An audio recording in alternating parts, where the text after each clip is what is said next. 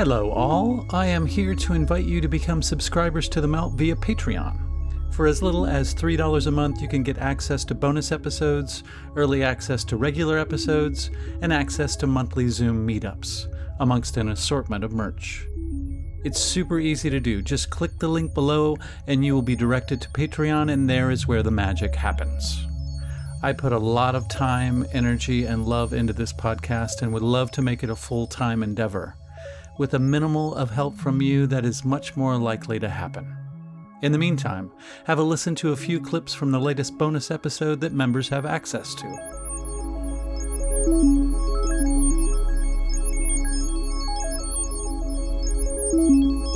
I was doing this conference in Maine, and there was someone who was playing EVPs, and they got into a really violent argument over whether it was saying "come here" or "come dear," right? Because the story behind it was that it was a man who was looking for his lost love, and so therefore he called her dear. And these people were about to throw down. They were so angry with each other. And I stood up and I went, whoa, can we stop for a second? There's a friggin' voice on a tape that's not supposed to be there. Like, can we appreciate that for a moment? And and it was almost as if that the intellectual had leapfrogged the awe of like, there's something you can't explain on that tape. That person wasn't there. Can we stop and appreciate that?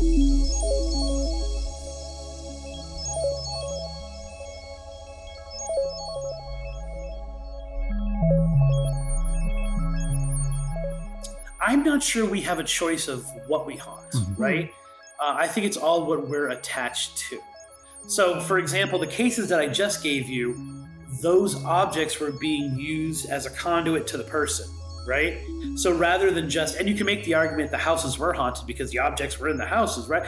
But it was really this object meant something, and then it was passed on. And so for me, this is a really good question, because for me, if I'm looking at it kind of apart, it would seem that a spirit trapped someplace is haunting a house. A spirit whose intent is put into something, who's looking to either communicate something or just their focus is of this object, whether that's keeping them here or whether it's something they were looking to pass on. It seems to be that's what makes an object haunted, right? So as opposed to the person kind of projecting their energy someplace as opposed to maybe being trapped might be the difference in those things.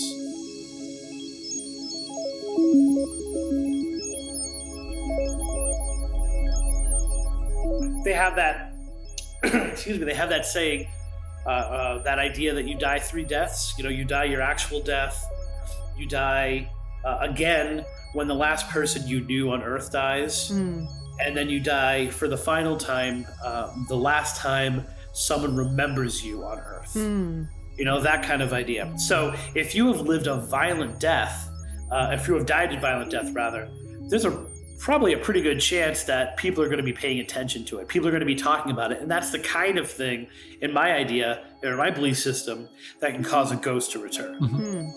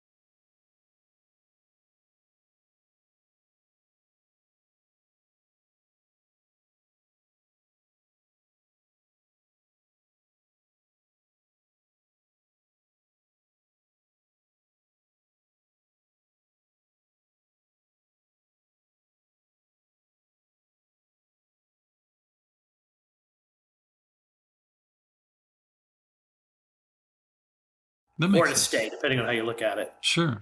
Yeah, thoughts. I mean, thoughts and energy, it's all connected on that level anyway. Yeah, intent. Like if you ever had a boyfriend, girlfriend, you can't get over, if you could stop thinking about them, they would go away, right? Yeah, And focus. people are the same way. Yeah, if we are remembering, if we're having a hard time letting go, that's the kind of environment which encourages, it would seem, spiritual activity. Mm-hmm. Sorry, I was just on that point. I think it's interesting that people are so obsessed with people like Charles Manson and these serial killers, and we don't really focus on the victims of those murders. It's the murderers and how those people die that we tend to focus on. Right, and we only are concerned with the victims as they pertain to the killer, right? So I did this show for I think it was the BBC. It was someone in England came over here, and it was called Conversations with a Serial Killer. And you can find it. Actually, I've heard it's now on Amazon Prime too. You used to only be able to find it on YouTube. And we were asked to go to a location where the Boston Strangler had killed somebody. And oddly enough, we were the first people on television to use a ghost box because we went there, and it was kind of a new thing. It was a shack hack kind of thing, and we were using it, and it was before it had been on any of the TV shows or anything. So it was really funny. But that show consisted of them going to like 7 different places where the serial killer, where the Boston Strangler was known to either, his home, where he had killed someone, the jail he was at. With the thought that he was so sensational, he has to exist, beyond death. He has to be here. And I remember being in this room, being like, "Is this the room that he was killed in?" And the producer being like, "It might be.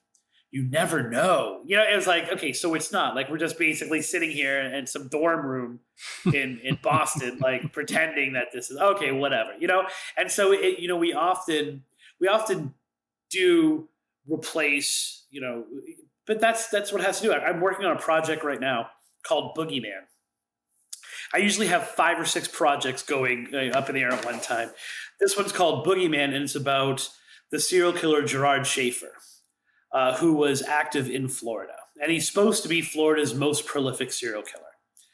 And the focus of this, and it's a project that I think is going to take me a few years because I really want to do it right, is that everything this man touched seems to have folklore attached to it. I mean, the guy was a folk figure anyway. Did he kill one person, or did he kill 100 people?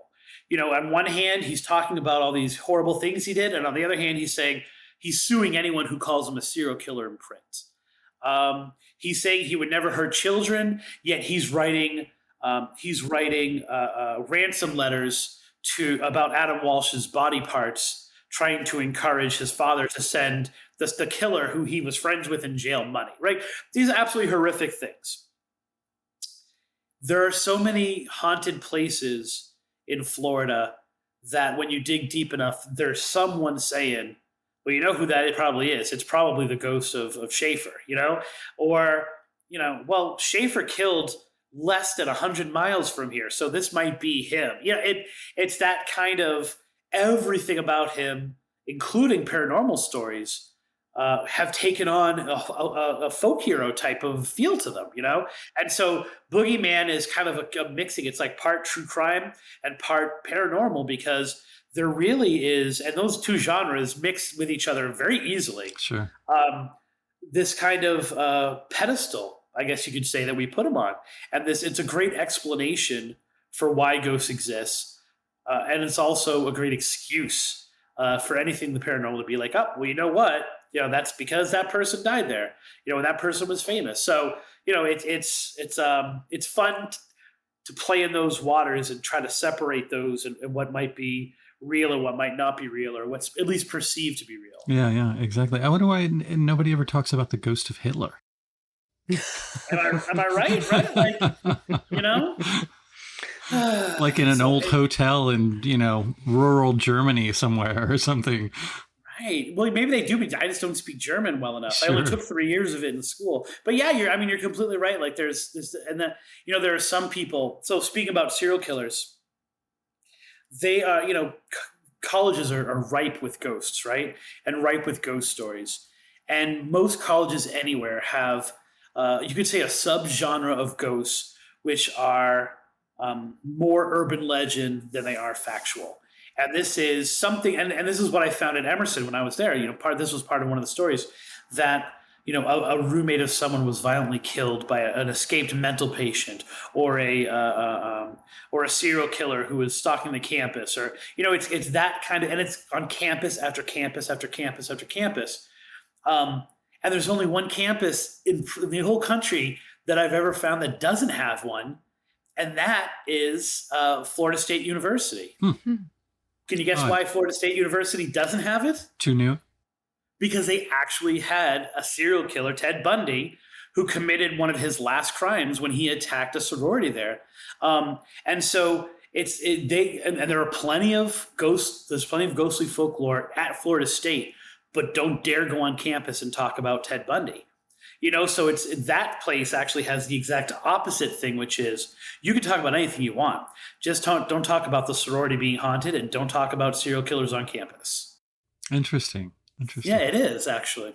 Well, going back very briefly to haunted objects, and this might be more aptly described as a possessed object. Have you ever come across, I know there are plenty of stories out there of possessed dolls or haunted dolls. Have you come across any of those stories or experienced it yourself? Are you sick? Say no more. Yeah, this is Robert the Doll right here. If I could interview Robert the Doll right now, Robert the Doll would say, I am secretly planning on killing Annabelle. Because until Annabelle came along, he was the cursed doll, right? He was the superstar. And I had no idea who he was. And I was when I very first moved down here to Florida, I went to a conference in St. Pete, which is probably about an hour and a half, almost 2 hours from where I live right now. And my friend said, why don't you just come? We'll have some fun. You can sell some books, blah, blah, blah. And I'm like, all right. And it's kind of a notorious conference. It was from the show Ghost Hunters. So it was the Ghost Hunters were sponsoring this conference, and it was just a lot of weird things happen during it.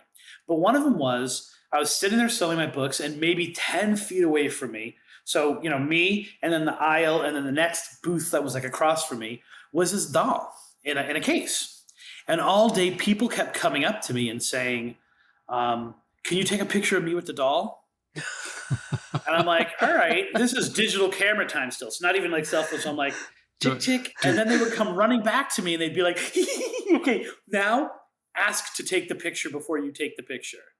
I'd be like, okay, can I take the picture? And by like the 17th one, I started to be like, something weird is going on with this doll. And it's Robert. It's one of Robert's rules. Yes. So Robert is he's still, and that was the only time that Robert has ever left Key West.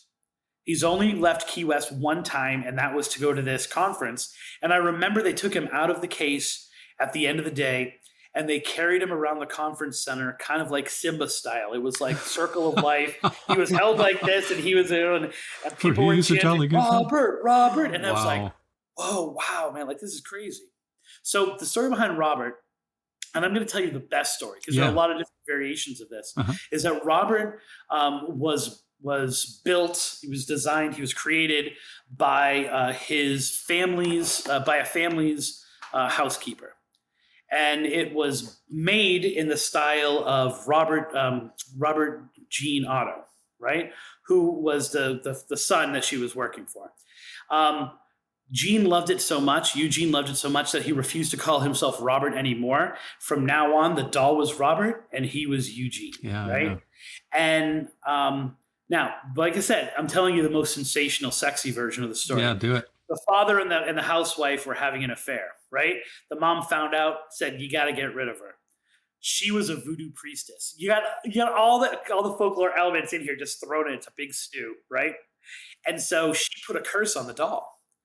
And as she was leaving, she put a curse on the doll. And Gene became obsessed with it. And he would walk down the streets of Key West holding this doll, which was about his size, right? He was immediately able to put one of his outfits on this doll, this little sailor suit. Wow, creepy. That you see. Uh-huh. I got another picture over there, but I won't jump off the camera to show you. And he focused all his intent. But then weird things started happening, right? So things would be broken in the house, or small fires would be set, or there would be loud booms from a certain room. His parents would come in to yell at him, and he'd say the famous line, "Robert did it," right? And so I actually used to have a button that said "Robert did it." That's if you go to Key West, it's all over the place. Robert did it, right? And so years go by, these things get more intense. He's still saying, "Robert did it." Now he's in his teenage years and still walking around with a doll on the streets of Key West. I don't know if you guys have ever been to Key West. You'll see a lot of really weird things. A grown kid or a growing teenager with a doll it even stands out, right? And so they send him off to Europe. They put Robert in the attic.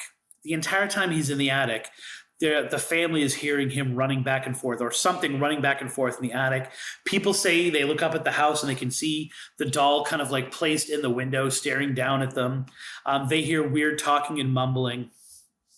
The guy comes back with a wife, right? He gets married. He goes to Europe to become an artist, comes back with a European bride. The parents let them have that house and they move to another house. And the first thing he does is he goes and gets Robert and brings it down. And now Robert is part of the family, right? So Robert's sitting there at dinner with them, right? Robert is there nearby when they're sleeping and whatever else they might be doing in the bedroom chamber, right? Like Robert's got to be there. Wow. And the wife is totally freaked out because sometimes when no one else is in the house, she'll all of a sudden enter a room that she had just been in and Robert will be in a chair staring at her. Or she'll hear weird whispering. Or she'll actually be with Robert, she'll turn her head and she'll hear and then Robert won't be there anymore. So these things kind of escalate. She finally tells him it's either the doll or me, right? And so they put it up in the attic, but the same stuff happens. They're hearing the running back and forth in the ceiling. They're seeing him staring down. Finally, the guy dies. They say that in his will, it stipulates you can't remove Robert from the attic. And the next people who move into the house experience the exact same thing. There's all these weird fires that happen. They hear what sound like giant rats scuttling across the floor. People are reporting seeing weird shadows moving in the attic. Until finally, another group takes over the house. They turn into a bed and breakfast. They send Robert out to the Monticello Museum down the street. And everything kind of seems to be focused there. So now when you go to Key West, there's only one ghost tour where you can actually see Robert. You go to the fort. He's encased in glass, and you have to follow Robert's rules, which are: one, you have to say hello when you come in. You have to ask him if you want to take a picture. You have to thank him once you've taken that picture, and you have to say goodbye. And if you don't do those things, you might as well kiss your butt goodbye because you are now cursed, right? And the belief in this curse is so strong that Robert is surrounded, and on the wall is letter after letter after letter after letter of people who have had bad things happen to them after they visited Robert, and they feel it's because they broke Robert's rules. And so they wrote to say, "Dear Robert, I'm so sorry. I didn't say goodbye before I left, and I tripped and broke my foot an hour later. Please accept my apology." Or, this one was always my favorite. "I missed my plane and missed my son's wedding. Please forgive me and, don't let me do." Like all of these crazy things. And people, adults, genuinely feel that this little doll has cursed them somehow. It's so interesting because you're talking. And I'm drinking a coffee cup with it. So you're talking about a haunting, but it happened from someone who was alive that basically cursed this family and the doll. Do you think on any level that anything that was happening kind of in the beginning after the housekeeper left was maybe Eugene being possessed by that curse? I think the housekeeper never existed. I think the traditional story is that he was given the doll from his grandfather, who came back from Europe with it. And it already had the outfit on when he came back. However, I think that given some elements of the story, given the fact that a lot of the older stuff I said in terms of Gene's personality traits and his actions is confirmed by like Key West citizens and kind of documented, I think he was probably a little insane, right? But maybe just in that artistic way, just in that good way that makes you a good artist. I think he was obsessed with this doll. His parents were wealthy. Like I said, they shipped him off in his teens to go to Europe to become an artist. That now, if I was a psychologist, right, I might say they probably didn't pay much attention to that. This doll became the focus of his intent, Right.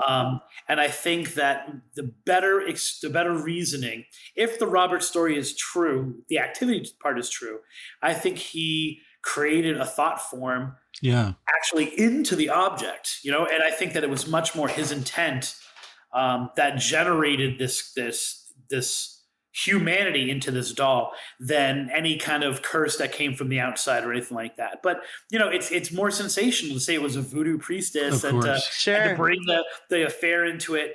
I was doing I was talking with a woman named Jackie Barrett, who I'm not sure if you guys are familiar with. And Jackie she was brought in. She's an amazing psychic. And she was brought in because this guy felt he was being psychically attacked by something, especially when he went down into the basement. It was his parents' house. His parents had died. He had come back after a long time being away. And she went down to the basement and she found a little boy, right? A ghost of a little boy down in the basement. And she was and something very dark.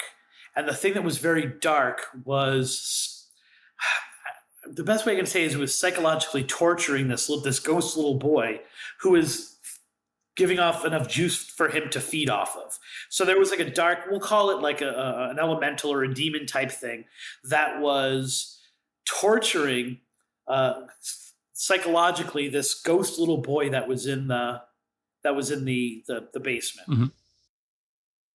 So Jackie's kind of trying to dissolve this, and she's trying to act as a mitigator. She goes upstairs to tell the gentleman what she's experiencing down there. And she looks and she goes, "That's the little boy right there." And he goes, "That's me when I was a kid." Wow. And she's like, "What are you talking?" And through the discussion and kind of because she's also like a life coach, she came to find that this guy basically was, if you've ever heard the story, A Child Called It, he was forced to spend long hours, days in the basement with no food, no light, right? He was psychologically tortured by his parents as a little kid to the point that he created an astral projection of himself to be in the basement so that he could drift off someplace else, right? So that he could pretend like he wasn't there. And that was still in the basement, right? That displacement of himself was still in the basement, and that stuff was still going on. Now, you got to believe in this stuff to think of that story as being poignant, and yet there are reports like that all around the place, right? So I feel that Robert the Doll is probably much more a situation like that, where Gene just put all of his juice into that thing, and it became essentially a human companion for him, like a tulpa. Exactly like a tulpa. Yeah. Interesting. Yeah. So it's almost like you're able to obsess or focus on something to the point where when you're still alive, regardless of whether or not you die, you can put all of your intent and energy into that thing. So someone could come along and touch that thing and have no idea whatsoever that you've put your energy in that thing, and then they could be influenced as well. Yeah, if you think about, it's almost one of those things where it's those rocks, right? Especially if it's like a piece of wood, right? Rocks are one thing, but like a piece of wood that and I teach middle school, right? And so we have, now that fidget spinners are no longer a thing, we have 1,000 different things that the kids use to kind of focus their nervous energy. And sometimes we give them these pieces of wood, right? Or these stones that have like that little indent in them, and they rub them. And they're essentially putting all of that nervous energy into it, right? I know a teen who he's a teenager now, who, to get rid of his nervous energy, he walks around in a circle in his backyard, right? And if you go to that backyard, it's literally like the grass is perfectly fine, and then there's this one little circle where he walks, right? Wow. The juice that might be in that circle from that person, for someone else to step inside that, or and here's the important thing, the right person to step inside that, or the right person to touch one of those stones or one of those pieces of wood. Yeah. You know what I'm saying? That could be the trigger of something, definitely. For sure. All those thoughts that he's thinking when he's doing that walking too. Yeah. And all that juice, you know what I'm saying? Like all that juice flying in a million different directions, Yeah. You could power a city. Yeah. Good, right? For sure. Isn't that all what Monsters Inc. is about, right? Like both the negative and the positive juice of these kids, like being powerful enough to power the city. Sure. Well, would you conject, I mean, I know that you're into folklore and legends and stuff like that these things, I mean, many people think that these are just sort of stories, fictional stories that were created a long time ago to teach us lessons or whatever, morals. But there are some people that think that those stories were actually quite literal, including all the strange creatures and cryptids and stuff in them. What is your take on that? Or do you have? I think the majority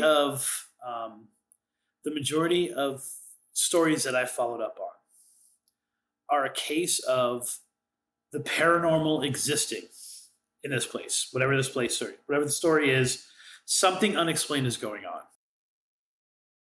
We're not used to that, right? So the folklore becomes our way to process what we're experiencing or what we're hearing or what we're seeing.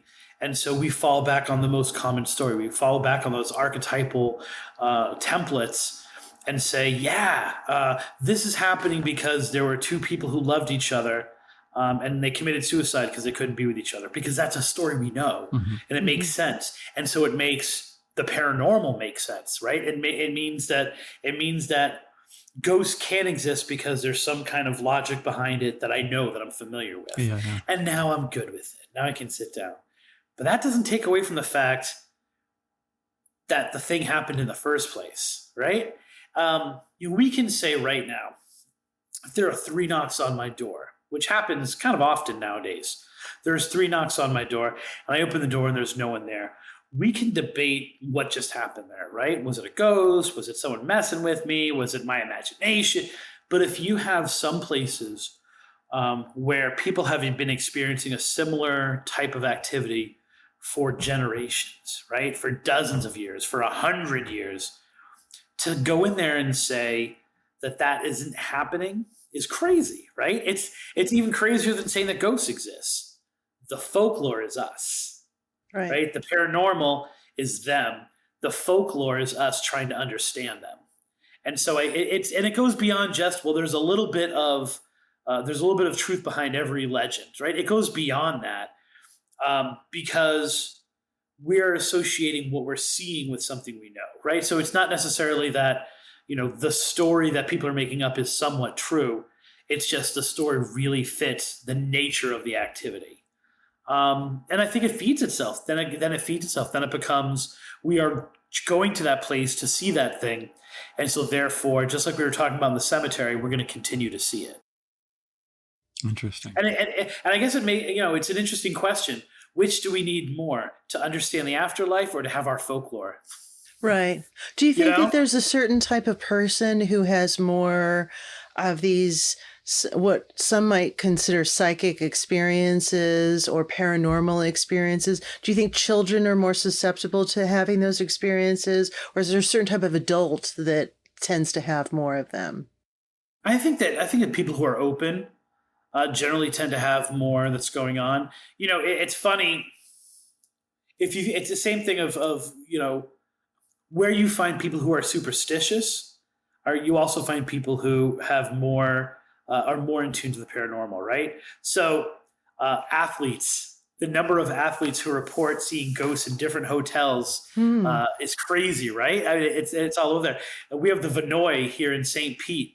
And I remember living in Boston every year when they would come, not every year, but back when they were the Devil Rays, when the Red Sox would come down, there'd always be the stories of which player is going to see the ghost at the Vinoy, right? but it's also this kind of artistic people, right? It's people who are open. It's musicians, people who are in tune with music and tone and things like that, with vibration, seem to be more sensitive to other things that are going on. I think that, my dad is a great example. My dad, he went to school to be a detective, right? To be like an investigator. He worked at Pinkerton's for 25 years. He left Pinkerton's and he became a project security manager at Lockheed.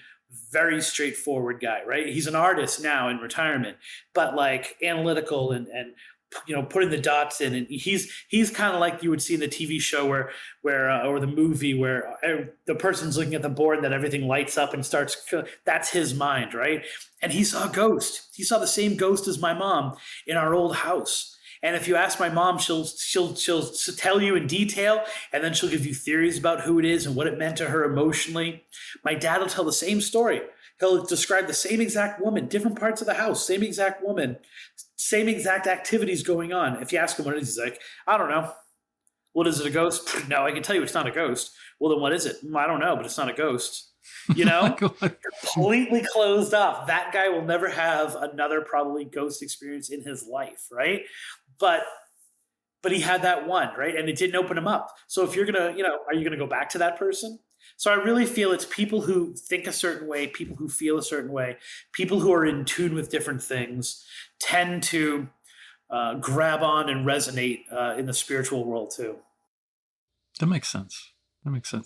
I feel like... Hey, let me tell you a funny story really quick. Please do. Sorry to interrupt. So one of the most haunted buildings I've ever been to is this place called the Samuel West House. And it is in Freetown, Massachusetts. So it's one of the apexes of the famous Bridgewater Triangle, right? And this so you have that already. It used to be a mortuary, right? So the basement of it was where they would do, and then the first floor where the family was living was the seeing area, the showing area, and then the family lived on the top. And it was backed up against a retirement community that had like 3 people die every day. Wow. Right? I mean, it was like a crossroads, a complete, perfect storm of all of this stuff. And the EVPs that we got there back in the day would blow your mind, including one spirit telling another spirit, shh, they're recording us. Like crazy, crazy things that were going on, right? And so I went out there and I was with, I never belonged to a group. I don't believe in paranormal groups, even when I was investigating. So I had like 4 of my friends that I was, we were all looking at the house. We were all kind of breaking down the house together. And the guy who lived there was a musician, right? And so we were all down in the basement. And the first one of the people I was with picked up his bass and started playing it like this, right? And put it down. And the next guy I was with picked up the bass and kind of like took on from the exact same play. And then it came to me and I was playing it. And it was the fact that here we are, 4 at that time paranormal investigators in this basement, and guess what? All of us were bass players. You understand? Wow. Like, it can't just be a coincidence kind of thing. That's great. So. That's funny. Well, I know we're close to the time that we said that we were going to wrap it up, but I feel like I can't let you go without asking about the Pugwudgie. Which I hadn't heard before. I thought that I'm pretty well versed in cryptids, but I'd never heard of it before your interview with Wes. Where are you from? I'm from Lawrence, Kansas. Lawrence, Kansas. Mm-hmm. Okay. So, and I think that the idea of the Pugwudgie exists all across the country, right? And it exists all across the world. There are very few cultures, when you start to look into their folklore, that don't have a 3-foot tall trickster spirit that's part of the old days, right? In Massachusetts, the Wampanoag tribe, they call it a Pugwudgie, right? It could be called a leprechaun. It could be called a goblin. It could be called, and when people describe it, they describe it by what they know, so they call it a troll. The first person who I ever talked to who experienced one called it a gnome. And these Pugwudgies, here's a visual for those of you who are not familiar. This was when I was first, this is the good giant and the bad Pugwudgie. What happened was I was looking into stories of the unusual and the weird in the Freetown State Forest in Massachusetts. And 3 different people approached me with almost the exact same story, which was they were in the woods and they came across what looked like if you took a human and crunched them down, squished them down. Back when this was first going on, there was this commercial about doing drugs, and every time the person smoked pot, their body shrunk. And that's kind of what these people were describing. And they had a long nose. They were not wearing any shirts. They had a belly that like hung over, so they couldn't tell whether they were wearing pants. 2 of them described him as being covered in hair. The other one just had hair on the top of the head. And they noticed them, and then they disappeared. In all 3 cases, so these are 3 people who didn't know each other. In all 3 cases, the same little creature, the same goblin, appeared to them 3 nights later. 1 woke up to find that creature at the foot of their bed. 1 woke up to find that creature staring at them in the window, kind of Salem Lot style, like tapping the window, you know? Yeah. And they were on the second story. They were second floor, second story window. Okay. The third was picking up his girlfriend from work, and he saw it in his rearview mirror staring at him. Wow. All 3 got the same feeling, and they used almost the exact same words to describe it, that they were getting the feeling that they were being told to not ever return to the forest, to the Freetown State Forest, or the Pukwudgie would come to their house. This thing would come back to their house. But there was no word for it. They're asking me for help. They're asking me to explain this. And I'm like, I have no idea what this is. But 3 people are experiencing the same exact thing. I found a reference to a Pukwudgie in a book by Joe Citro, who's a great writer out of Vermont. And it was kind of just thrown out there. Like the Dover Demon. So if you know cryptids, you've probably heard of the Dover Demon. The Dover Demon's not a Pukwudgie. And I'm like, I know the Dover Demon very well. I know that case very well. What the hell's a Pukwudgie? Hop on the computer, and the only reference on the internet at that time was this book. Interesting. Wow. That was the only reference. And there was no lore to it. There was no. So I was a librarian at the time. I got this book, which then references this book. And once again, being a librarian, it has a bibliography that's approximately 40 pages. I got all of that, and I started like piecing together this kind of lost folklore of these Pukwudgies, and kind of started writing about it, presenting it. And the more that I wrote about it, the more people were connecting with it, as in like, yeah, I've had that same kind of experience, or I've had a similar experience. Now I have a word for it. And because it's general enough, because it exists in pretty much every culture, because Pukwudgie is actually a word that's used in other places throughout the United States and Canada, people really latched onto the idea of it. So if you go now and you search Pukwudgie, you're not going to find anything like the first thing I showed you. You're going to find a porcupine monster with like blood from its teeth and these claws and stuff like that, right? It's like, that's not a Pukwudgie, right? You're going to find porcupines are associated with them a lot. Weird. Interesting. Even though that's nothing in the folklore whatsoever. And they've just kind of taken off, right? They're part of Harry Potter now. One of the American Hogwarts houses is Pukwudgie. And the whole legend goes that when the first witch came to America from Europe, they came across a Pukwudgie who helped them and helped them survive those first years in New England. And so they became William the Pukwudgie, right? and that helped them survive, and therefore became best friends. So when she made the high school, when she made I always forget the name of it. She named one of the houses after the Pukwudgie. So it's really kind of taken off. There's Pukwudgie beer. There's Pukwudgie bands. It's part of the great cryptid collections on things. It's a focus of TV shows and things like that. And so and I think a lot of it has to do because it's a really fun word to say, right? Yeah. Like Pukwudgie is fun to say. It's phonetically pleasing. Exactly. Yeah. I can't tell you how many times I've had someone. Usually it's in the chat room when I'm doing an interview, say, sounds like when you pull up a hockey player's underwear. And I'm like, wow, in 15 years of doing this research, I've never heard that joke. That's amazing. Pukwudgie, I get it. Yeah. But I think but the second part of it is I think it's, I'm not going to say generic enough, but it's enough of an archetype that you can place a lot of your ideas about what you want your diminutive monster to be. And I think that's part of its appeal as well. Yeah, I think it was in the Bridgewater Triangle documentary that you were in, where you were out in the forest with some people. Yeah. And was it a possession that had to do with the Pukwudgie? Okay.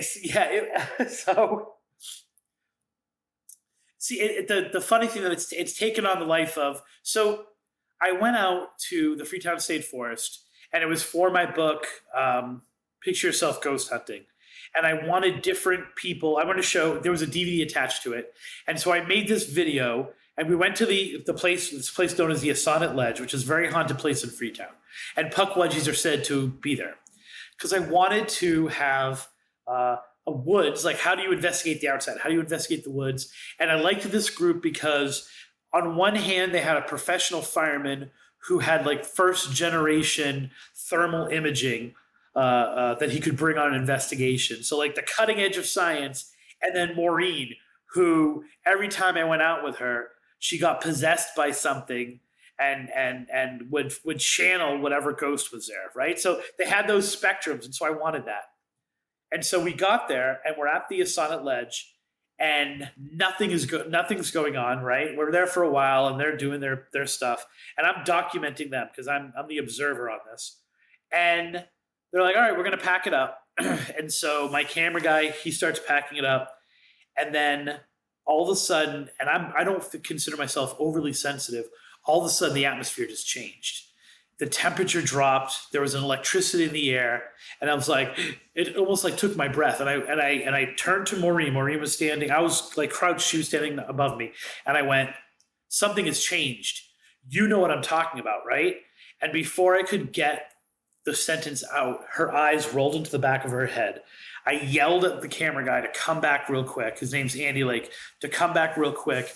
And you have the video that is called When Pukwudgies Attack, right? Which is a very popular video on YouTube that's been used in different documentaries and TV shows. And because it was used as to advertise the book, I called it When Pukwudgies Attack because When Animals Attack was really popular. Exactly. Then, right? Mm-hmm. And I can't say that it's a Pukwudgie. I don't think it's a Pukwudgie. Like I said, I've been with Maureen several different locations, and she does that gig all the time, right? Like that kind of like, it was never as intense. It happened right as I felt it was going to happen. And what you don't see in the video is we're at the Assonet Ledge, so we're at the bottom. There's a top part. She's growling. She's making those noises. I worked in a jail, so I'm the one who takes her out of the legs, right? The people at the top of the people at the top start shouting down at us, right? Like swearing, shouting down at us. To which the people I'm with start swearing up at them. So there's swearing going back and forth. And Andy turns his camera to shoot the guy who's on our team swearing up at them. And there are just these pops of light going off in the woods. Wow. Now, part of the folklore of Pukwudgies are these things called typepodcastcomposttypepodcastp591, which are ghost lights. So it's said that wherever there is a Pukwudgie, you're going to find the spirits of people, specifically Wampanoags, that the Pukwudgie has killed or led to their death. They then take control of their spirits and use these lights to lure people into the woods. So is it a possession? Is it real? I can tell you that if you look up When Pukwudgies Attack, that video is unaltered. There's no sound added. There's no special effects. You can believe what you want to believe, whether it's true or not, right? Whether what you're experiencing is something paranormal.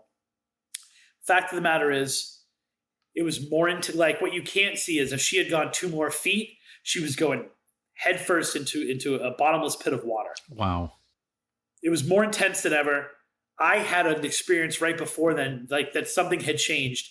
And after the specific thing that's shot, we have this explosion of ghost lights in the woods. So, it's up to people to kind of take all that in and believe what they want to believe.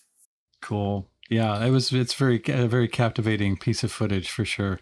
And that Bridgewater Triangle was a great documentary too. Thank you. Yeah. Fantastic. Yeah, it's my favorite moment are all my moments when I'm in it. The person who made the movie, Aaron Caju, has said the moment with me in the forest where the lights go out is the only time he's ever had the smallest little inclination that the paranormal might be real.